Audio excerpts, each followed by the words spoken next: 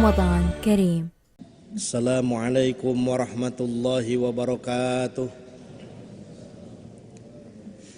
الحمد لله الذي جعل الإسلام عقيدة وجعل إندونيسيا دولة مستقلة بأنشطة وأنواع مختلفة وبذلك أوجب علينا أخوة. الصلاة والسلام على رسول الله سيدنا محمد بن عبد الله وعلى آله وصحبه ومواله amma ba'du. Bapak Ibu jamaah Masjid Pusdai Provinsi Jawa Barat yang saya hormati dan Allah muliakan. Teknologi umat yang terbaik di era modern ini bukan yang jumlahnya banyak. Negara yang hebat di era modern ini bukan yang punya sumber daya alamnya yang banyak, tetapi negara-negara di dunia yang hebat ini, umat yang hebat ini adalah umat yang cerdas dan berkualitas. Maka mukmin akan hebat jika menjadi ulul ilmi, orang yang berilmu. Yang kedua, ulul albab. Ciri mukmin cerdas dan berkualitas adalah ulul albab, mampu menjaga keseimbangan dan kesetimbangan antara akal dan kolbu, fikir dan zikir, iman dan ilmu. Karena jika ilmu tanpa iman akan membahayakan peradaban kehidupan, iman tanpa ilmu akan menjadi beban hidup dan kehidupan. Pantas jika Islam punya ajaran memberikan rizki kepada anak-anak kita halalan thayyiban, halal dan bergizi.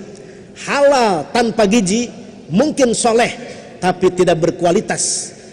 Jika bergizi tetapi haram, dia berkualitas tapi jahat laksana binatang yang paling buas. Ulaika kal an'am balhum adall. Na'udzubillah summa na'udzubillah min dzalik. Maka mukmin yang berkualitas adalah mukmin yang mampu menjaga keseimbangan antara aktivitas akal dan aktivitas kolbu, fakultas fikir dan fakultas zikir. Yang ketiga, ciri mukmin berkualitas adalah ulul absar, memiliki ketajaman mata batin sehingga tara kabobodo tenyo, tara kasamaran tinggal. Mengapa? Karena rajin talil Quran, qiyamul lail dan saum. Pantas leluhur kita di tanah Pasundan sering berpesan, orang hebat itu adalah orang yang suka kurut cileh kentel pejit. Kurut cileh itu karena rajin qiyamul lail, kentel pejit karena rajin berpuasa. Betapa ini memberikan pengaruh yang sangat signifikan, sehingga ayat kaulan sakila, hamba-hamba Allah yang memiliki kaulan sakila, kata-kata yang berbobot, kalimat-kalimat yang berkualitas, yang jika dilanggar akan memberikan karma, itu dari hamba-hamba Allah yang rajin qiyamul lail dan rajin puasa sunnah. Maka gerakan ini mesti dilakukan bersama oleh kita. Bukankah Al-Fatih bisa menjebol benteng pertahanan Konstantinopel di usia sangat muda dengan pasukan-pasukannya anak-anak muda? Begitu selesai memenangkan peperangan, akan ditentukan siapa pemimpin berikutnya. Maka semuanya bersepakat Al-Fatih yang menjadi pemimpinnya. Tetapi dengan rendah hati Al-Fatih menyatakan, tidak, aku hanya bertugas untuk mengalahkan dan menjebol Konstantinopel, tetapi selanjutnya yang melanjutkan kepemimpinan ini silahkan diserahkan kepada kalian semua. Meskipun semuanya bersepakat agar Al-Fatih yang menjadi pemimpinnya, tetapi Al-Fatih tidak haus dengan kekuasaan. Meskipun kemudian Al-Fatih memberikan kesempatan kepada yang lain, beliau berkata, yang jadi pemimpin kita akan tentukan berdasarkan kriteria terhebat, tersoleh, dan paling beriman di antara kita. Siapakah di antara kalian yang sejak dewasa sampai ikut berperang menjebol Konstantinopel ini yang tidak pernah meninggalkan sholat 5 waktu? Semua tentaranya tidak ada yang mengacungkan tangan, menandakan mereka tidak pernah meninggalkan sholat 5 waktu. Baik, kalau demikian, siapa di antara kalian sejak dewasa sehingga mampu kita menjebol benteng Konstantinopel ini yang tidak pernah menghatamkan Al-Quran? Tidak satupun tentara itu mengacungkan tangan, menandakan mereka menghatamkan bahkan hafal Al-Quran. Baik, jika demikian, siapa di antara kalian sejak dewasa sampai sekarang tidak pernah meninggalkan saum Senin Kamis? Tidak satupun tentaranya yang mengacungkan tangan, menandakan mereka biasa melaksanakan saum Senin dan Kamis.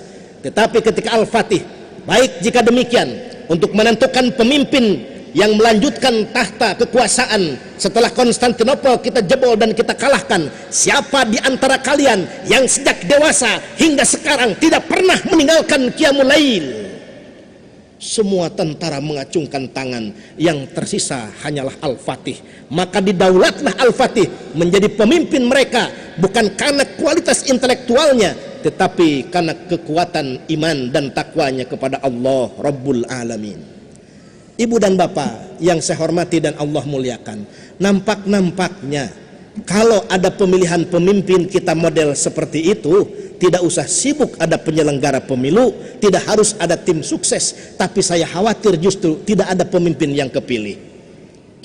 Maka yang ketiga, mukmin yang berkualitas itu selain ulul ilmi, ulul albab, ulul absar, juga ulin nuha yang keempat. Ulin nuha itu adalah hamba-hamba Allah yang bisa menjadikan sejarah hidupnya sebagai pengalaman dalam hidup dan kehidupannya. Maka Quran selain menampilkan sejarah juga menampilkan kisah. Sejarah adalah peristiwa masa lalu yang dialami oleh umat manusia yang memiliki makna sosial. Sedangkan kisah peristiwa yang sangat boleh jadi belum terjadi tetapi sudah diceritakan oleh Al-Quranul Karim. Bagaimana cerita tentang Gulibati Rum, kehancuran kerajaan Romawi. Pada saat ayat itu turun, kerajaan Romawi sedang berkuasanya.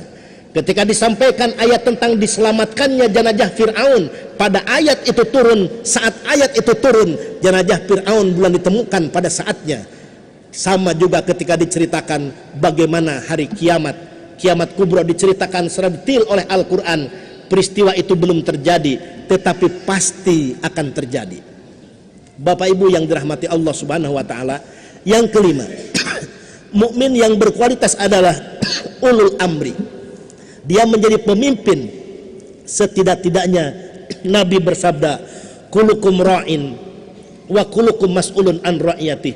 Setiap kita pemimpin dan akan ditanya dari amanah kepemimpinan. Mudah-mudahan kita menjadi hamba-hamba Allah yang beriman, bertakwa, dan memiliki kualitas yang istimewa. Amin amin ya rabbal alamin. Demikian, mudah-mudahan ada manfaatnya. Wallahul muwaffiq ila aqwamit thoriq. Wassalamualaikum warahmatullahi wabarakatuh.